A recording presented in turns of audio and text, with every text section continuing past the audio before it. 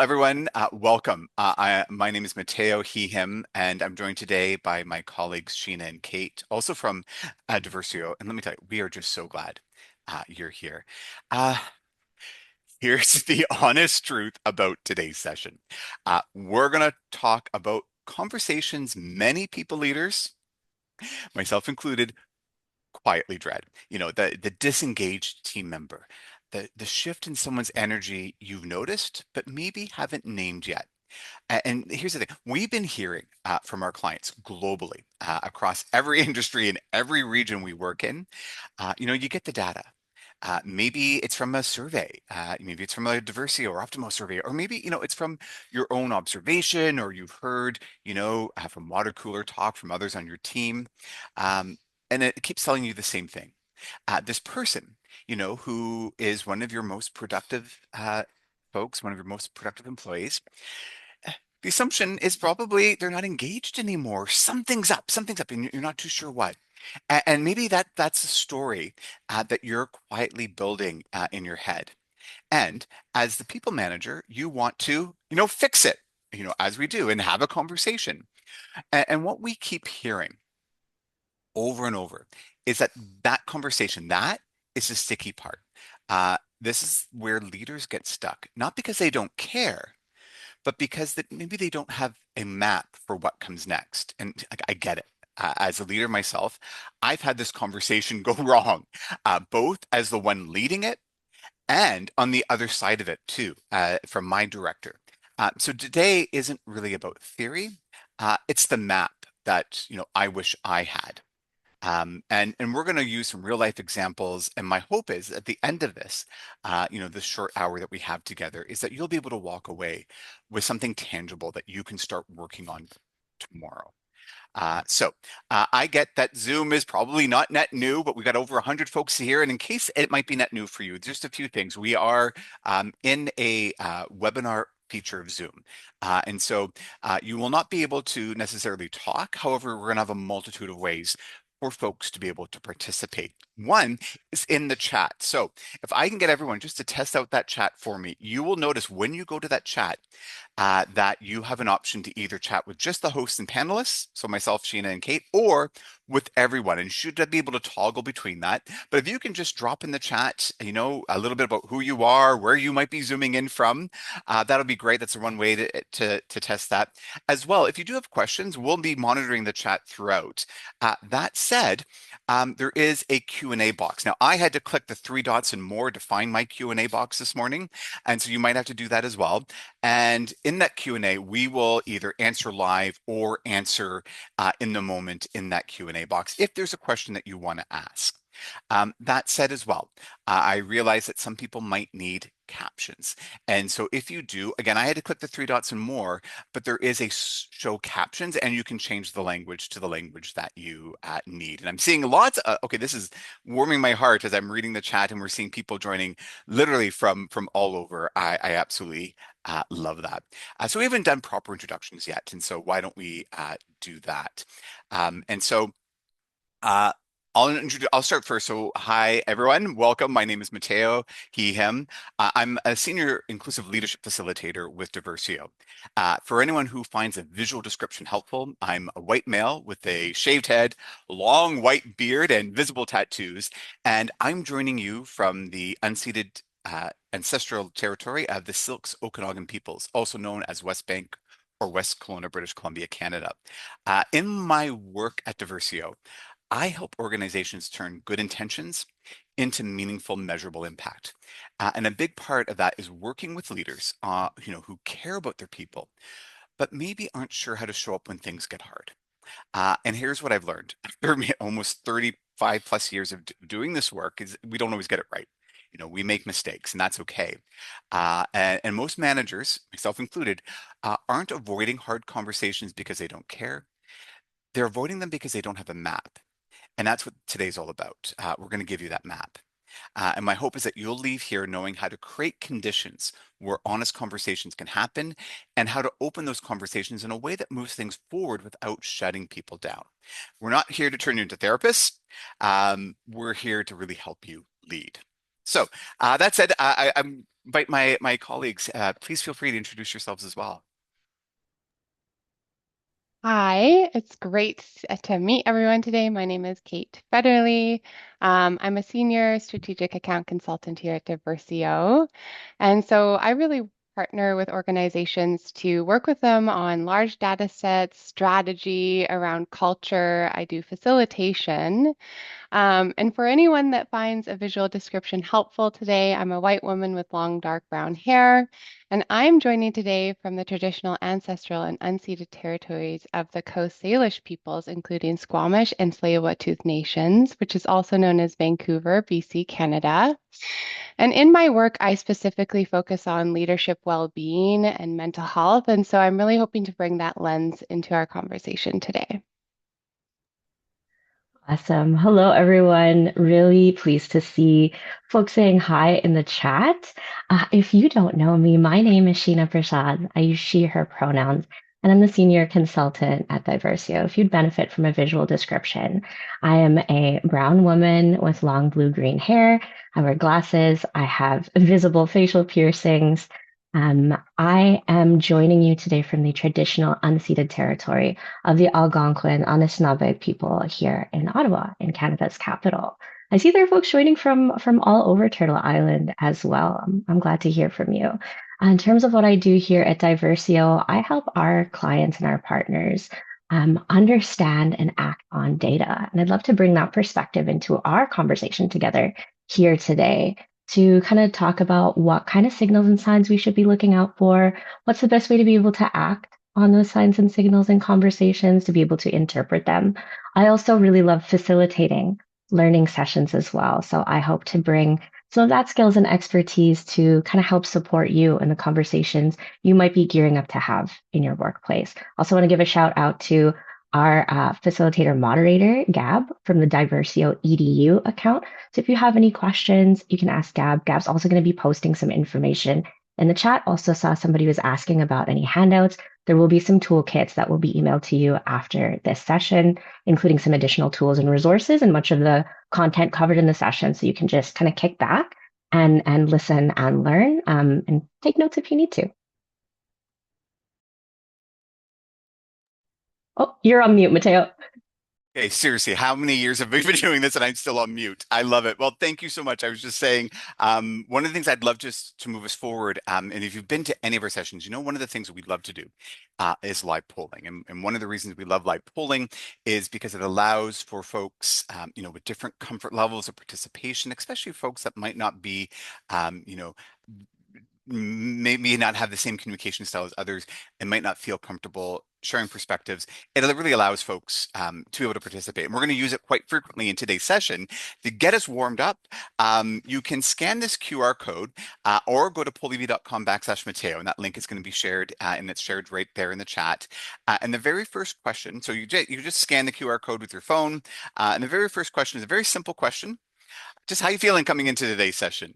If you need the QR code, I can make that bigger. It's in the upper right-hand corner, and I'm seeing some things come in, and we always see a wide range here. I get it's only a 5-point Likert scale, you know, but I want to hold space. You know, some folks might be coming in and might not feel comfortable.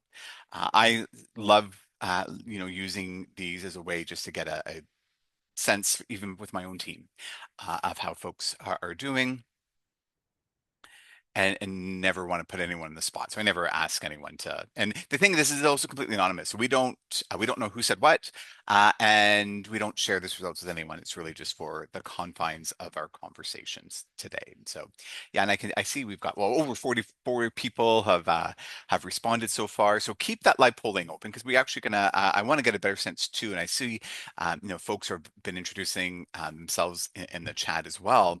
But I always like to get a better sense too for you know the roles and responsibilities that people have in this session. So in this question, again, I can make that QR code if you need it, and the link, the same link before. Which of these? And I realize it's maybe one of these options here because I can only put so many. Might not fit yours, but feel free to also share in the chat. And yes, everyone is on mute and no cameras. Yeah, and we do that because with over 100 people, that would get really loud if we didn't. Love it. And I see, we've got, many people, leaders, HR business partners, senior leaders, executives here. I love that. So next question I have for folks before we dive in is, for you, maybe after you've noticed someone who is disengaged, how comfortable are you in having that hard conversation without shutting down the dialogue or creating defensive, without a reaction? Because I don't know about you, but I've had these conversations and I've been surprised. Sometimes there can be very strong reactions. So I'm seeing, some, and I love how the numbers are moving, right? Some people are very comfortable. And so I'm going to encourage, if you are very comfortable, even though I've been doing this, gosh, since the late 80s, I'm still learning. And I encourage folks, if you got a best practice, drop it in the chat. Let's crowdsource learning together because we can share some of what we've learned through lived experience as well as from the data. But as well, I can also see, some people are saying, help me, or not really, or somewhat. And that might be why some folks are here. So again, thank you, folks, for sharing that. We also want to just highlight a little bit about when authentic dialogue occurs. And Kate, I was wondering if you could take us through this. Yes, I'd love to if you'll, yeah, click through. Thank you so much. So I think we all can recognize when we have an authentic conversation with someone, there's a felt sense there, but it's helpful to look at the components that, we've defined come into a conversation that's authentic. And we're really hoping to bring these into our conversation today with you. So first and foremost, trust. And trust is something that happens in moments over time. We build trust in our relationships, and so that's something where you're really attentively listening to that individual, you're being present with them, you're following through and being consistent with how you act. Self awareness is really the key for how we make authentic conversations and relationships happen. We want to bring a level of self awareness to our own state of being. How are we showing up? What are we thinking and feeling? And that really helps us, show up in a more clear and coherent way when we're having conversations, specifically hard ones with other individuals. We want to also check our assumptions. So it's very good, and this is where self awareness comes into play. It's very good to check our own assumptions around individuals. And I use a methodology here called positive regard. And that's just assuming best intent from everyone before you come into any kind of conversation or make an assumption about it. Curiosity as you're going through the conversation comes into play as you're learning about people, really just coming with an open mind and being curious enough to want to know what their thinking was. Where are they coming from? And so that really helps kind of bring open-mindedness into the conversation. And then the next one is always and continually learning. Um, Learning again is, what a really important part in relationships. We want to continually be learning about our colleagues and each other, and just again bringing that open mind to try to see where they're at. And then the last piece here is being okay with differences. And so differences make this world a beautiful place. And we may have differing opinions or perspectives than our colleagues or people that we're working with. And that is what makes, conversations interesting. And so being okay and exploring differences is a piece of this authentic dialogue as well. Awesome. Thank you so much, Kate, Yeah. for that. Um, I'm just assuming because folks are here that as many of you are people leaders, you've had the data, right? You've made an observation. Someone seems disengaged. Time to have a conversation, and maybe this resonates for you, and that conversation didn't go well. If it's okay, I'll share a personal story from my perspective when not when I was a leader, but I was on the other side. This was about 10 years ago, long before my time at Diversio. I was living in Toronto and I was diagnosed with cancer. And I was working in private equity. And I did not want, it's funny, I could come out as gay, but I really struggled with coming out as someone who was navigating a cancer journey and still deciding to work. And I didn't even tell my director. at first. And those first few weeks and months were challenging because in private equity, a big part of the corporate culture was going out for drinks with clients or drinks afterwards. We had a corporate box at the Air Canada Centre, I guess Rogers Arena now, where we'd watch a Leafs game, take clients out. And the thing with that, and the thing with that work culture is there's a lot of drinking involved. And it would go late into the evening. Well, for someone who's navigating trying to work and do cancer treatment at the same time, that was very difficult for me. So I stopped, I started politely not having that drink. And I started, turning down when people wanted to buy me a drink. And then, when I would either leave early, maybe do an Irish exit or leave, and then, uh, I could notice that some of my colleagues, some of the folks that I worked with, were noticing this, and I really struggled because I didn't want to come out as someone going through a cancer journey. And there was one night where my director, I was leaving early, and it was after a very important, client celebration, followed me out of that bar and got into the cab with me. And I was because he lived on the other side of town. I was really like, why is he jumping into this cab with me? And he just came out. He said, I just have to name something. Uh, do you hate us? Are you disengaged? Are you leaving us? And I was so flabbergasted. And he had interpreted this behavior as me not being engaged, as not being a team player, as having an issue with folks. And I'll be honest, I didn't share and open up. And I ended up leaving. That's one of the reasons why I left Toronto and moved and changed industries and decided. But I share that because at the moment I could have very easily just had a conversation, but I felt, especially being in the confines of that cab, felt trapped. And really, the conditions weren't set for me to want to even open up. In fact, that I further caused even more distance between me and my colleagues. And I share that because it's really important that we understand that, you know, I'm sure that that director didn't mean to cause further distance between us, but that conversation and the way that conversation unfolded didn't. And what we're hoping is that this changes. And Sheena, I invite if there's anything that you'd like to share as well. Yeah, absolutely. I mean, a lot of the work that I do, it deals around data. I love it. I think it's such an important source of information. The interesting thing is it's not always like the main source of truth. When you are kind of observing, when you're looking, when you're paying attention to data that you might already be collecting in your organization or on your team, there could be some potential signals of disengagement, right?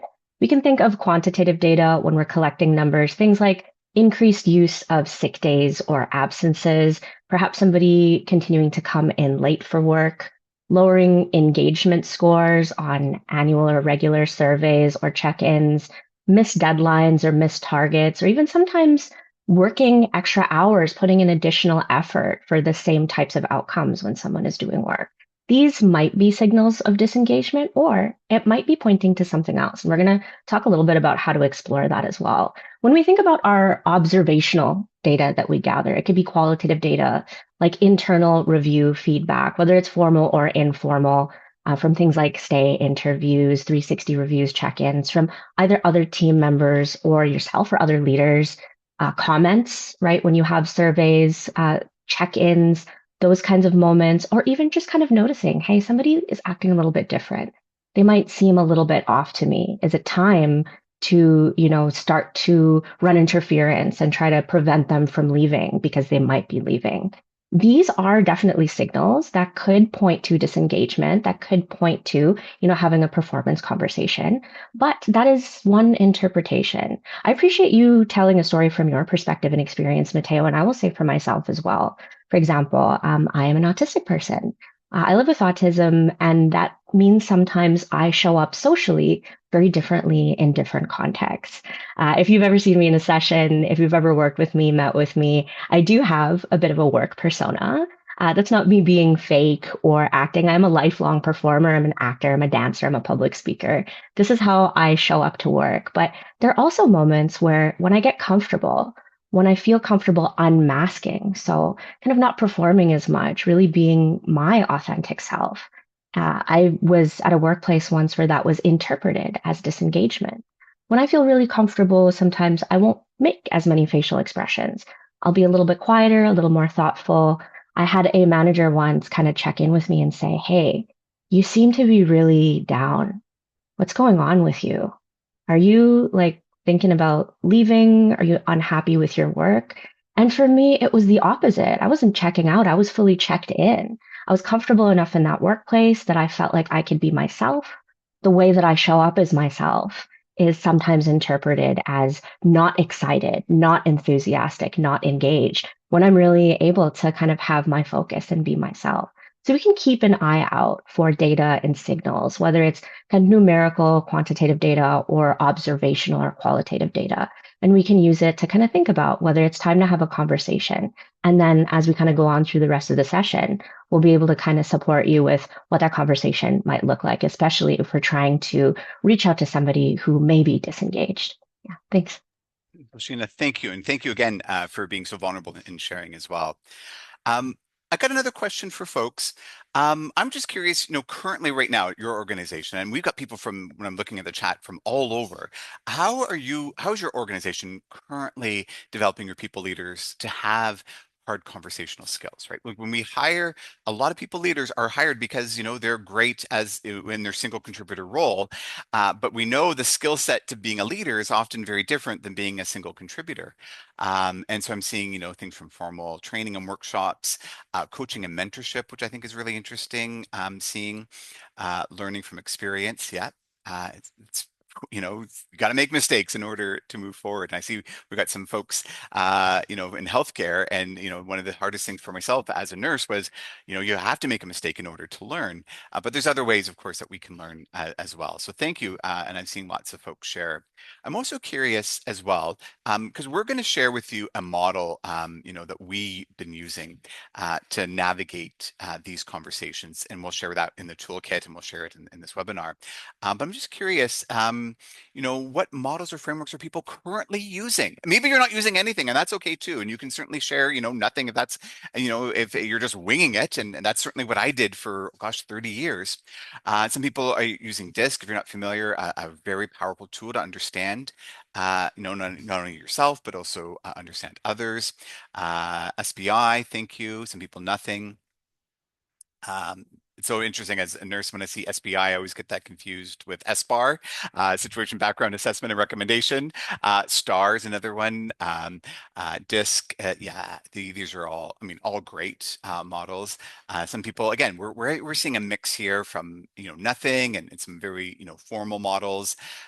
Some of these models, like DISC can, especially when you're training, that can be, for some organizations, cost prohibitive. And I see someone has raised your hand, and what I'm going to just ask, if you don't mind dropping your question in the Q&A, one of us on the panel will get to that.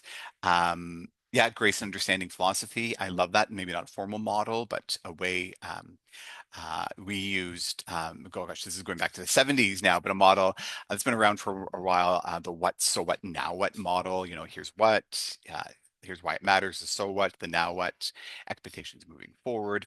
Thank you. Yeah, inclusive leadership training.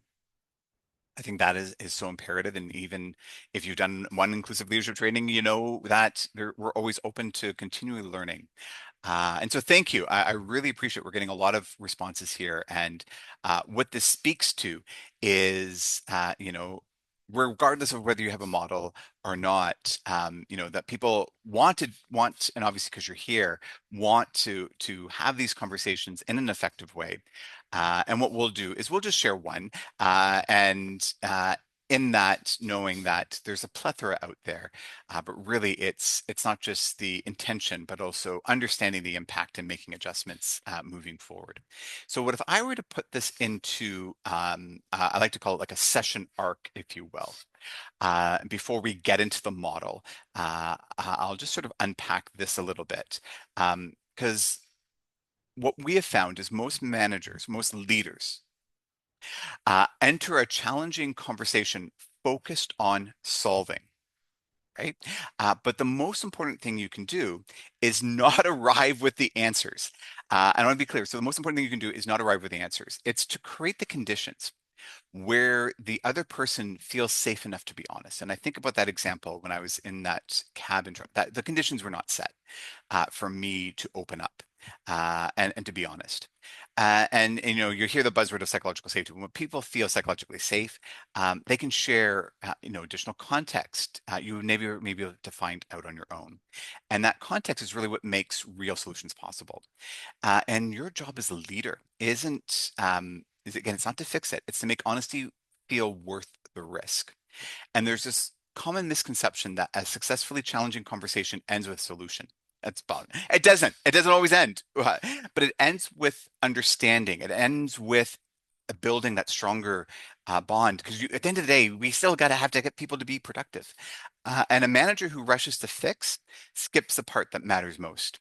Hearing is really actually what's happening for the other person. And so what we're proposing, and just before we get into the model, is to see it, read the signals before you speak, right? So yes, it's important to read the signals. Well, again, however you might be getting that quantitative or qualitative data, however that data is coming in, uh, you know, to, but to understand it. But to understand it without the assumptions, like Kate was saying earlier, to build the conditions for safety.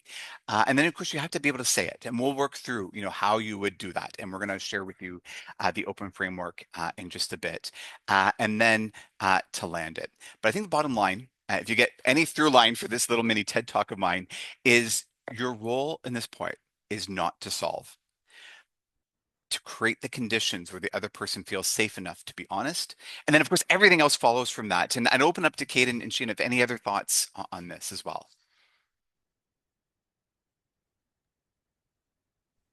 No, I mean, I think it's a really uh, from both of what you shared, what I was thinking of is how good it is to set our expectations aside. I think that if there's one thing that we can do going into any kind of conversation is just set the expectations that you have aside, and that's a big supportive way for us to show up with an open mind.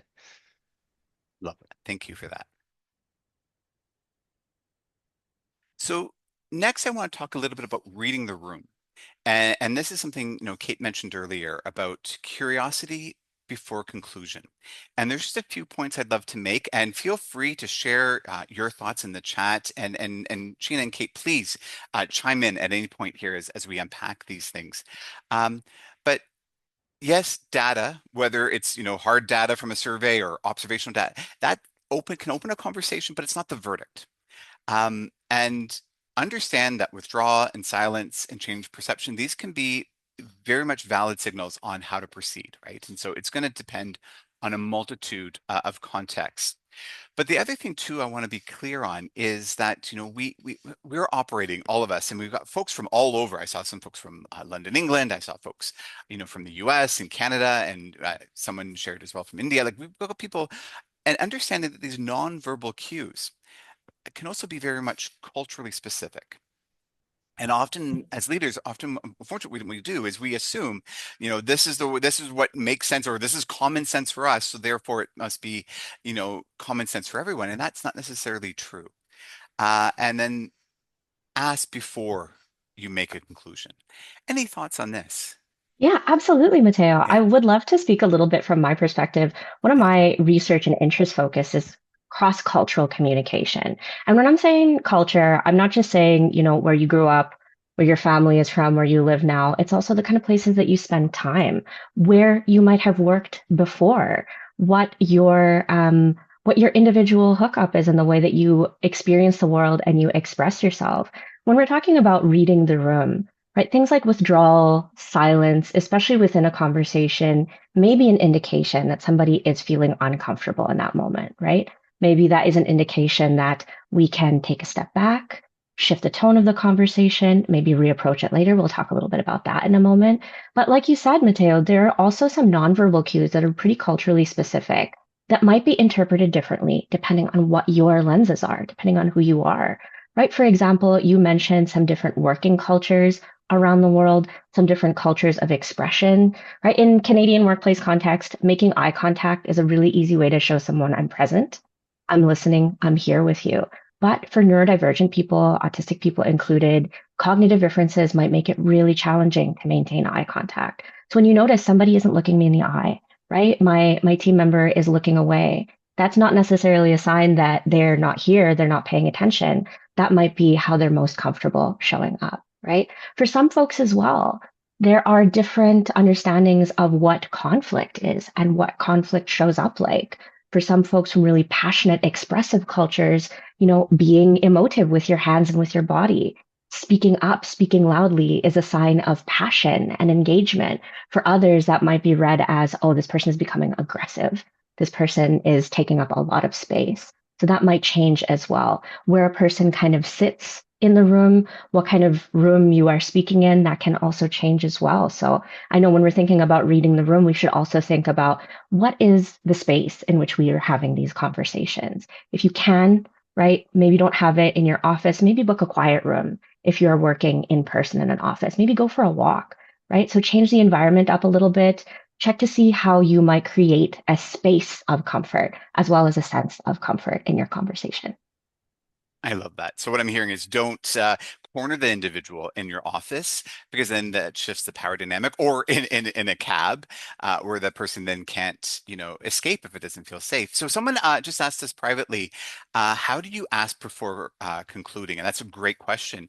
And so what we'll do in just a few, just a few slides, we're going to put forward the framework that we're proposing that folks can try.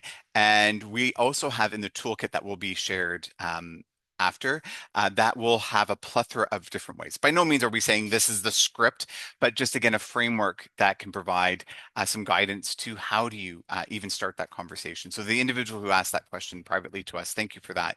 And we'll definitely start addressing that in just a bit.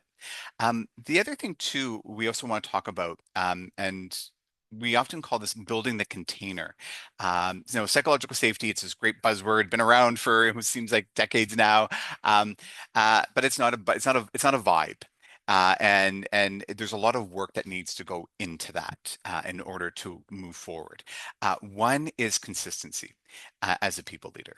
And this is, people know what to expect from you. This is not something that you're just surprising them with, there is consistency. As humans, we crave that consistency, and especially when, and let's name it, especially if there's trauma behind that, or there's a story that is there, but we don't know what that story is.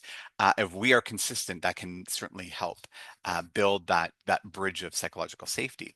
The other one too is confidentiality.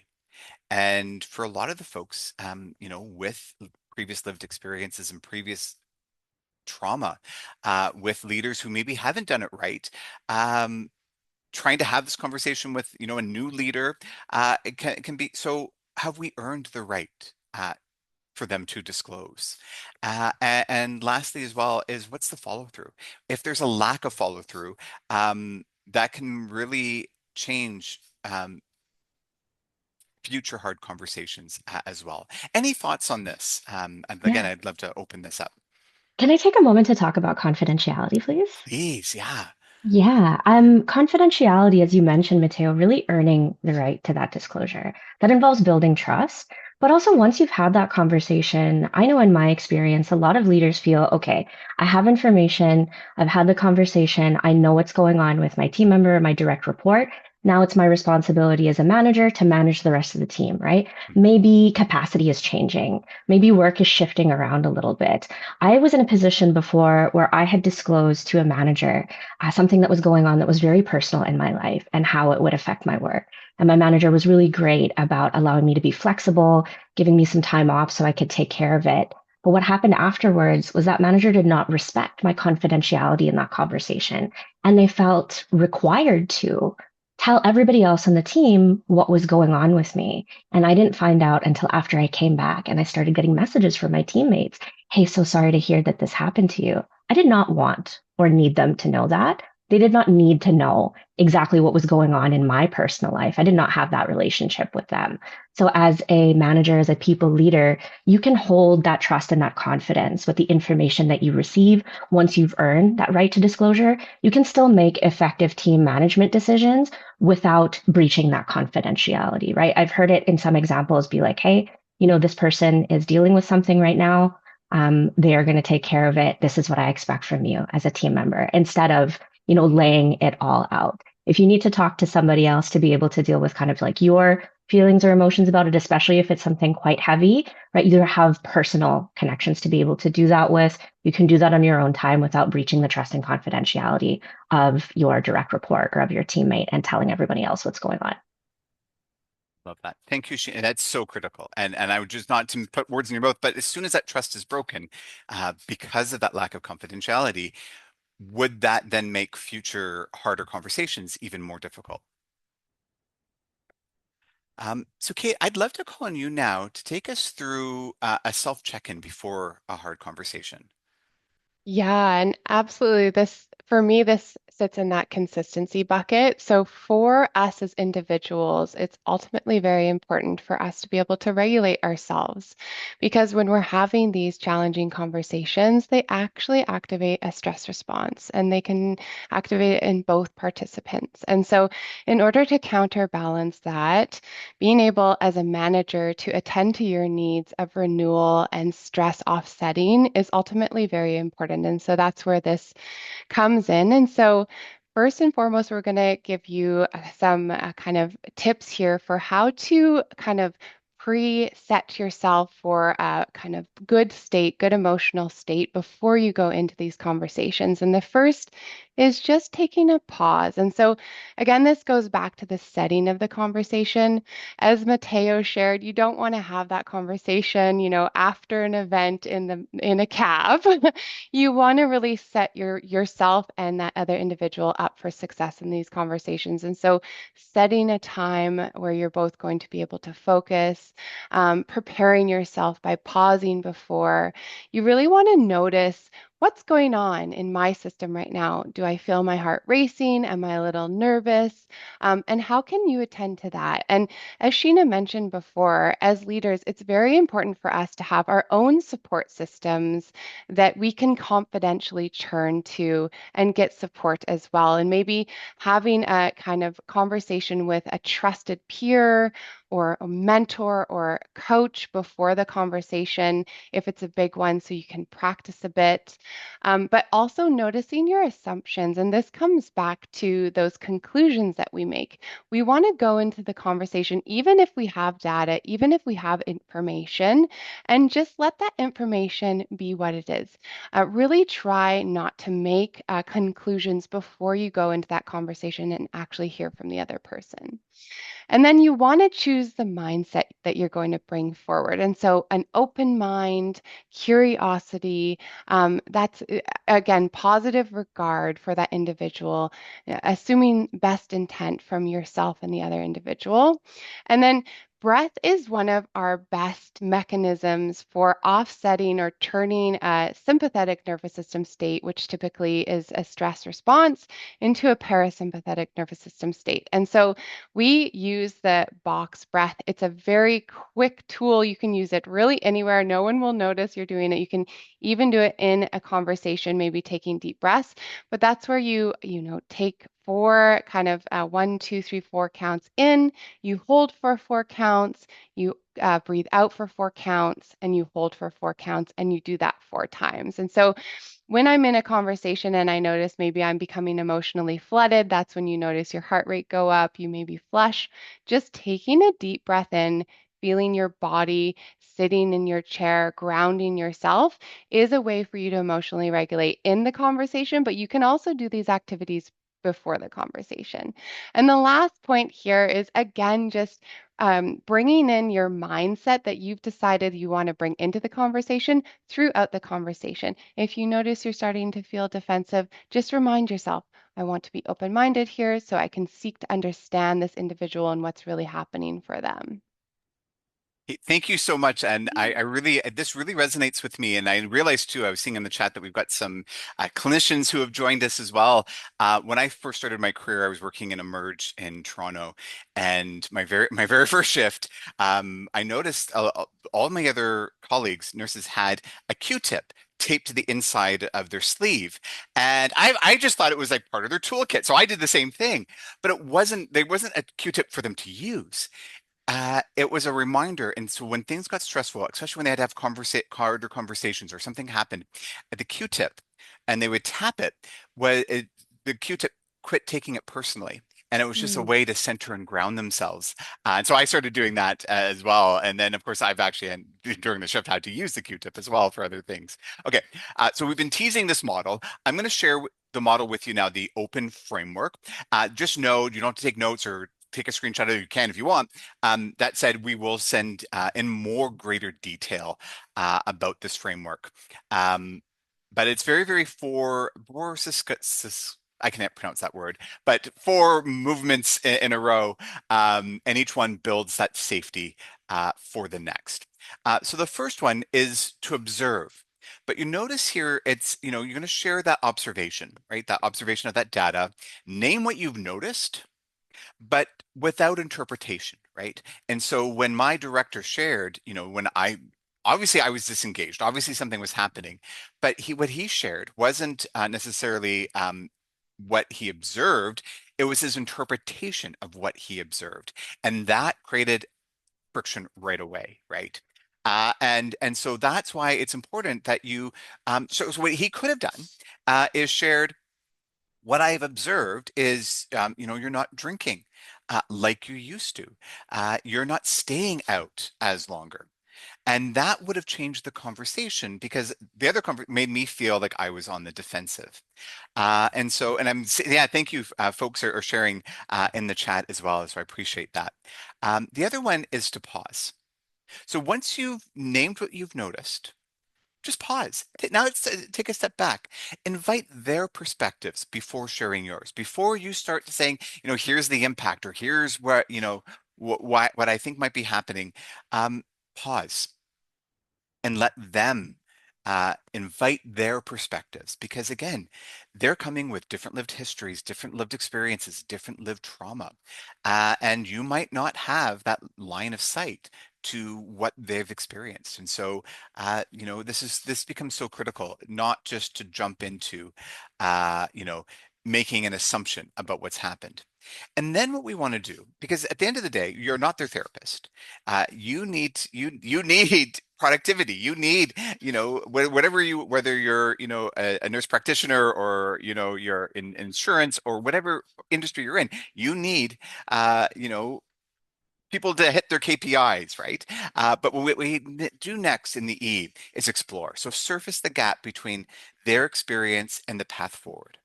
What might be getting in their way, what can happen, but instead of rushing to solve, and this again, I made that mistake when I was a leader and I started noticing some disengagement, and this individual started to cry, started to break down, and I just wanted to solve their problem for them.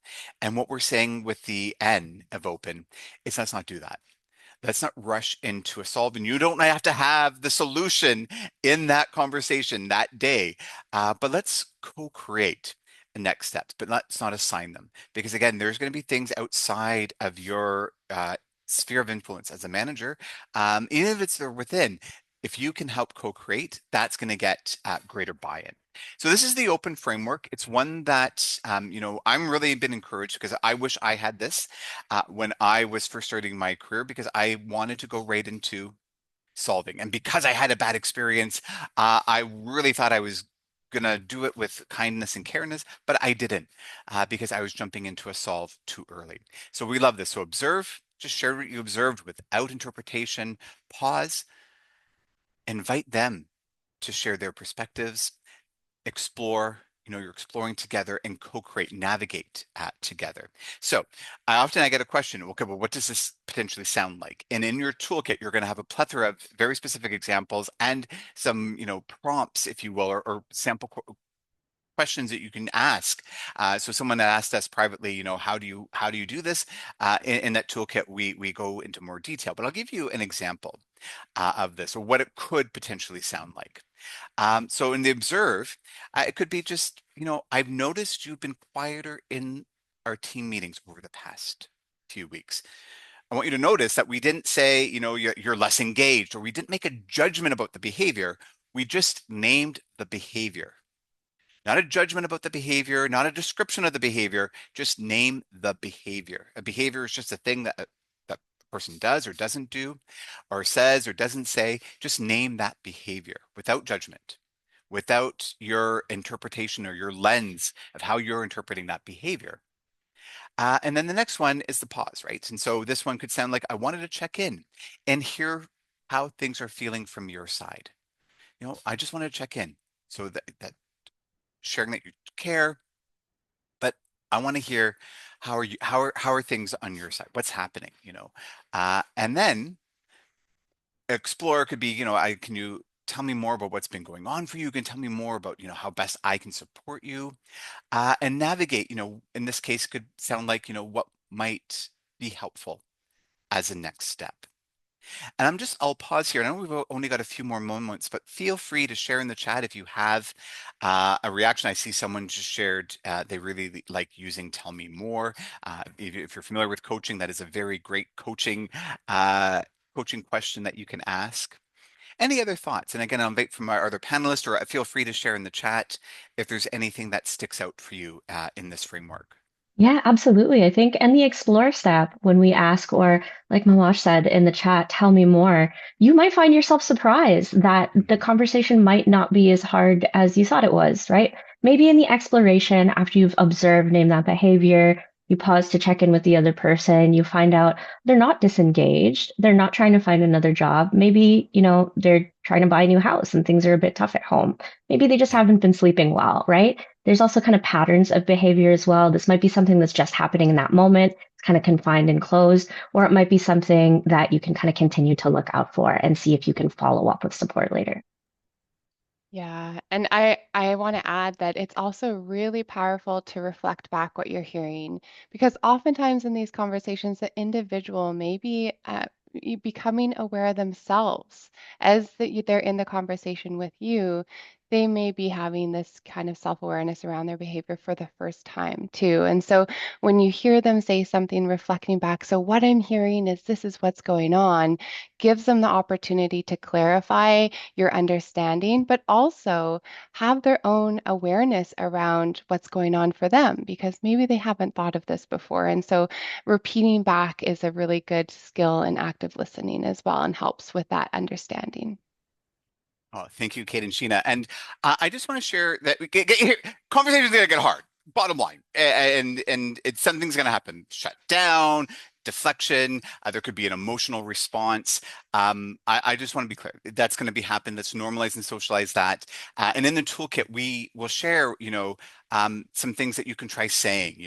Where if someone shuts down, take whatever time you might need. I'm not in a rush. Or if someone gets angry, what you could say, I can hear that's landing hard. I want to understand what's coming for you. Or, when someone cries, and I've had that happen multiple times, you can say, take things like, take your time. I'm here. There's no rush.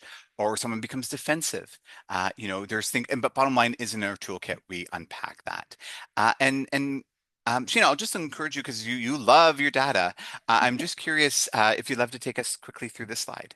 Yeah, absolutely. Real quick, right? I'm a data nerd. I also am a linguist. Words mean things. If we are leading with a curious mindset, let's think about the language that we're using when we start to communicate around data or the conversations or the type of support we're trying to provide. There's stuff that we can avoid and there's stuff that we can replace. Again, going to be some examples in the toolkit, but instead of saying kind of concrete things, the numbers don't lie, right? Maybe those engagement scores are low. The number is what it is. But again, interpreting reasoning behind that score being low is something we want to avoid. Instead, we can say, hey, I've noticed some shifts and how the team is feeling. Hey, I noticed that number has been pretty low for you lately. And then we can open up the conversation and explore a little bit more.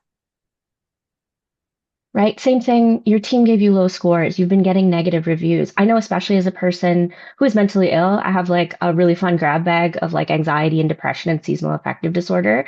When I hear language saying, hey, your scores have been so low, this is bad, or even worse, we need to talk without being very clear about what that conversation is about and the intention of the conversation, it can send my heart rate skyrocketing. I get defensive. I don't want to be present in that conversation anymore. So we can use some softer language. I wanted to check in with you directly. I want to speak to you about this and see what's going on for you.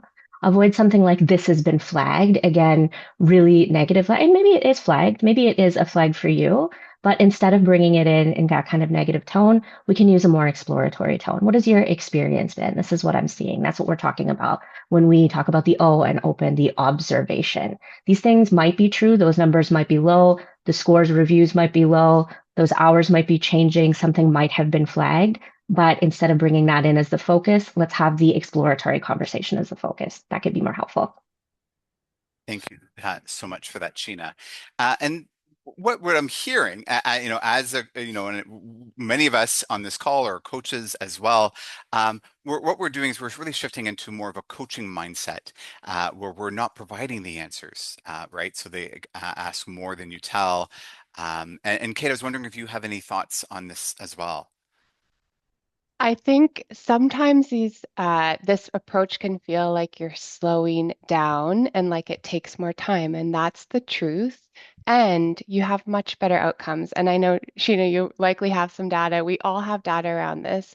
When you slow down and you work on the relationship and you seek to understand, you ask these, open-ended questions, you really actually develop that trusting relationship and you are able to develop talent that way and you're able to develop these better outcomes for the business. And so though this may feel like a slowdown, it's a slowdown to really speed up and become more effective together as a team. And so I think these skills are so important as people leaders because that's the part of the role is really developing your team and making it effective for them to really show up at their best.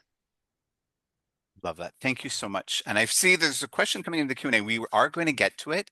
I just want to highlight one of the things that we've done here at Diversio is we've launched a leadership development program, and there's more information about that, and we certainly can share what that looks like. As well, too, it's interesting. I know with the advancement of AI, and there's certainly great AI tools, but we also offer actual live coaching as well as an add-on.